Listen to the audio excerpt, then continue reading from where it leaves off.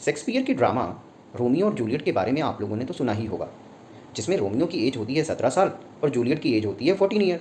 इस पर एक मूवी भी आई थी जिसमें जो लीडिंग एक्टर थे वो लियोनार्डो डिकैप्रियो थे। अब मूवी के बारे में हम लोग यहाँ पे कंसर्न नहीं है, हम किस चीज़ के बारे में कंसर्न है, we are only concern about the Romeo Juliet law. तो जानते हैं कि क्या होता है। हमारे देश में एज ऑफ कंसेंट 18 साल है। मतलब अगर दो इंडिविजुअल किसी सेक्सुअल रिलेशन में एंटर होना चाहते हैं तो उनके लिए जो मिनिमम एज है वो 18 है या उससे ऊपर की होनी चाहिए। मान लीजिए कि उसमें से एक अडल्ट है, 18 से ऊपर के हैं, वो किसी के साथ सेक्सुअल रिलेशन इस्टेब्लिश करते हैं जिनकी एज जो है 18 से कम की है, तो इसमें ये माना जाएगा कि एडल्ट ने रेप कमिट किया, चाहे उन्होंने जो अंडर एज इंडिविजुअल है उनकी कंसेंट के साथ ही रिलेशन इस्टेब्लिश किया हो, तब भी ये माना जाता है कि रेप कमिट हुआ।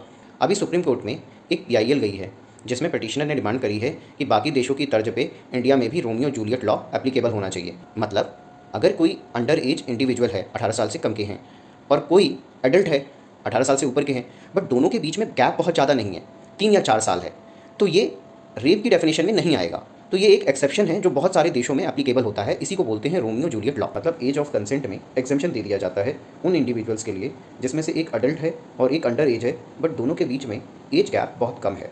तो जहाँ पर भी ये होगा, एज गैप कम होगा, उसे स्टैट्यूटरी रेप की डेफिनेशन में नहीं माना जाएगा।